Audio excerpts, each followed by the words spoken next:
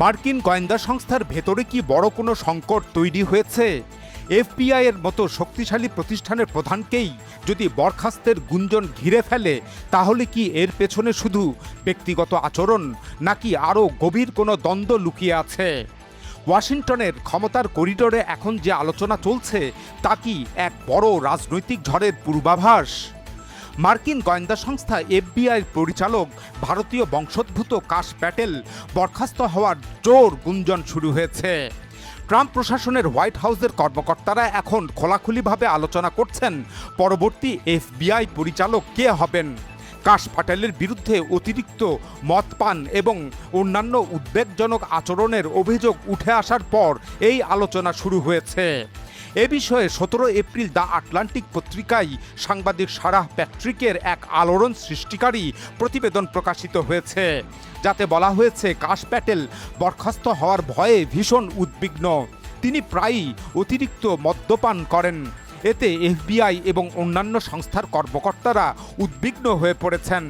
The আটলান্টিকে প্রকাশিত এক প্রতিবেদনে আরও বলা হয়, কাশ প্যাটেল ওয়াশিংটন ডিসি এবং নিজের শহর লাস ভেগাসের ক্লাবে এমন পর্যায়ে মদ্যপান করেন যা স্পষ্টভাবে মাতাল অবস্থায় পৌঁছে যায়।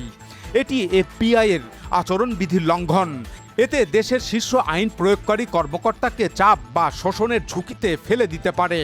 প্রতিবেদন অনুযায়ী প্যাটেলের এই আচরণ প্রেসিডেন্ট ডোনাল্ড ট্রাম্পকে ব্যক্তিগতভাবে ক্ষুব্ধ করে, কেননা ট্রাম্পের ভাই মদ্যপানজনিত অসুস্থতায় মারা গিয়েছিলেন।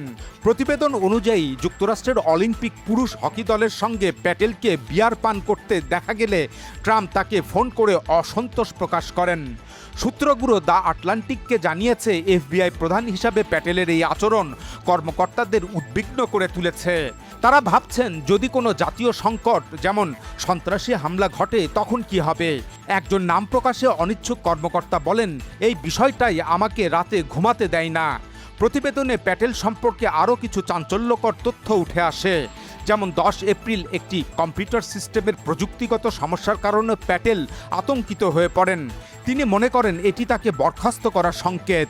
তিনি আতঙ্কে সহকর্মী ও সহযোগীদের ফোন করতে শুরু করেন।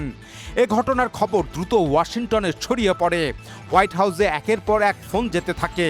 প্রশ্ন করা হয়, আসলে এফবিআইকে পরিচালনা করছে কে? এদিকে কাশ প্যাটেল তার বিরুদ্ধে অতিরিক্ত মদ্যপান সংক্রান্ত প্রতিবেদন প্রকাশ করার কারণে দ্য আটলান্টিক পত্রিকার বিরুদ্ধে মামলা করার হুমকি দিয়েছেন। তবে তার মামলা করার হুমকি দেওয়ার পরও সাংবাদিক সারাহ প্যাট্রিক তার অবস্থান থেকে সরে আসেননি। সারাহ প্যাট্রিক বলেন, আমি এই প্রতিবেদনের প্রতিটি শব্দের পাশে রয়েছি। সারাহ প্যাট্রিক বলেন, আমি এই প্রতিবেদনের প্রতিটি শব্দের পাশে আছি। তিনি এমএস নাও টিভিতে এক অনুষ্ঠানে বলেন, আমাদের কাছে দক্ষ আইনজীবী রয়েছে। ওদিকে হোয়াইট হাউসের press secretary Karoline Leavitt FBI পরিচালক কাশ প্যাটেলের সরাসরি বরখাস্তের বিষয়ে কিছু বলেননি, তবে তিনি প্যাটেলের নেতৃত্বের প্রশংসা করেছেন। ক্যারোলিন লেভিট গণমাধ্যম দ্য ইন্ডিপেন্ডেন্টকে বলেন, প্রেসিডেন্ট ট্রাম্প এবং পরিচালক প্যাটেলের নেতৃত্বে দেশে অপরাধের হার গত 100 বছরের মধ্যে সর্বনিম্ন পর্যায়ে নেমে এসেছে। অনেক উচ্চ প্রোফাইল অপরাধীকে কারাগারে পাঠানো হয়েছে। তিনি আরও বলেন, পরিচালক প্যাটেল প্রশাসনের আইন শৃঙ্খলা টিমের একটি গুরুত্বপূর্ণ অংশ। এদিকে 18 এপ্রিল অভিযুক্ত কাশ প্যাটেল এক্সের এক বার্তায় লেখেন, তোমরা যতই বাজে কথা লেখো, আমেরিকাকে নিরাপদ করার কাছ থেকে এই এফবিআইকে কেউ আর বিরত রাখতে পারবে না। আমরা অপরাধীদের বিরুদ্ধে ব্যবস্থা নেব। তিনি ইঙ্গিত দেন এই প্রতিবেদন মানহানির পর্যায়ে পড়ে। তিনি এক্সে লেখেন, তোমাদের মিথ্যা প্রতিবেদনের পুরো দলকে আদালতে দেখব। তোমরা ভুয়া খবর চালিয়ে যাও। আইনের দৃষ্টিতে এটি এখন সহজ সমাধান। উল্লেখ্য যে গত মার্চ মাসে এই এফবিআইয়ের পরিচালক কাশ প্যাটেলের বিষয়ে এক চাঞ্চল্যকর ঘটনা ঘটে। ইরানের হান্দালায় হ্যাকার টিম তার ব্যক্তিগত ইমেইল অ্যাকাউন্ট হ্যাক করে। 27 মার্চ এই তথ্যটি প্রকাশ্যে আসে। এই হ্যাকিংয়ের খবরটি রয়টার্স সহ বিভিন্ন আন্তর্জাতিক সংবাদ মাধ্যমে প্রকাশিত হয়।